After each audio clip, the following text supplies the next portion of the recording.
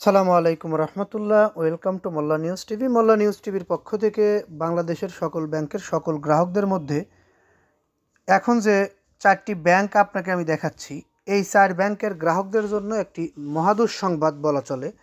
কারণ আমরা এই 4 ব্যাংক বিষয়ে যে বিষয়টি জানতে পেরেছি, লুটপাটে মূলধন তলানিতে চলছেও খুঁড়িয়ে খুঁড়িয়ে। 4 ব্যাংকের মূলধন ঘাটতি 51,500 কোটি টাকা।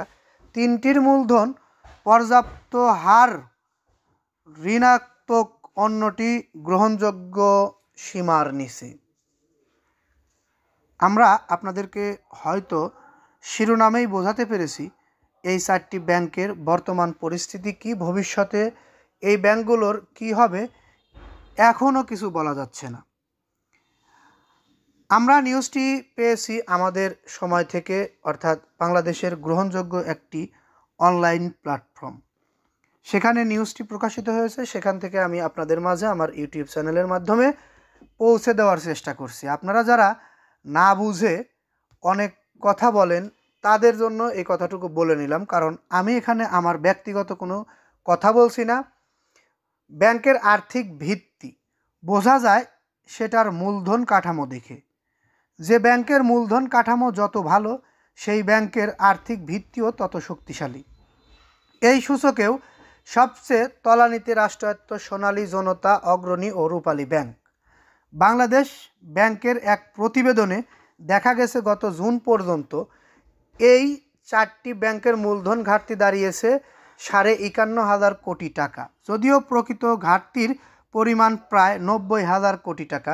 মূলত স্বাস্থ্য কিছুটা ভালো দেখাতে প্রভিশন সংস্করণে কেন্দ্রীয় ব্যাংক থেকে বড় ধরনের ডেফারেল সুবিধা নিয়ে মূলধন ঘাটতির প্রকৃত চিত্র আড়াল করে রাখা হয়েছে বলেও আমরা জানতে পারলাম।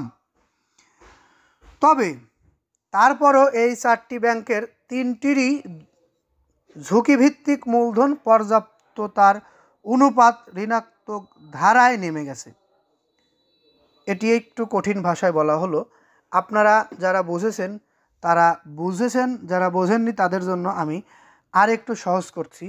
অন্যটির ইতিবাচক ধারায় থাকলেও তা গ্রহণযোগ্য সীমার নিচে নেমে গেছে। অর্থাৎ 4টি ব্যাংকের কথা বলা হলো, এই 4টির মধ্যে 3টি এমন অবস্থায় রয়েছে যেটা আসলে মেনে নেওয়া সম্ভব না, আর একটি কোনো মতো বেঁচে আছে। তারপরও ঝুঁকিভিত্তিক মূলধন পর্যাপ্তর অনুপাতে কম রয়েছে, অর্থাৎ গ্রহণযোগ্য সীমার নিচে নেমে গেছে।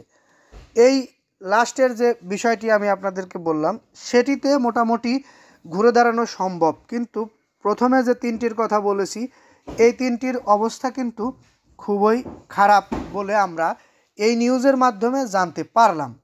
যাই হোক, আমরা এই ব্যাংকগুলো অতি দ্রুত ঘুরে দাঁড়াবে এই আশা রেখে আপনাদেরকে বলবো, আমাদের এই নিউজগুলো বেশি বেশি লাইক, কমেন্ট, শেয়ার করবেন। পরবর্তী ভিডিও পেতে অবশ্যই চ্যানেলটি সাবস্ক্রাইব করবেন। এই বলে এখান থেকে বিদায় নিচ্ছি। আসসালামু আলাইকুম।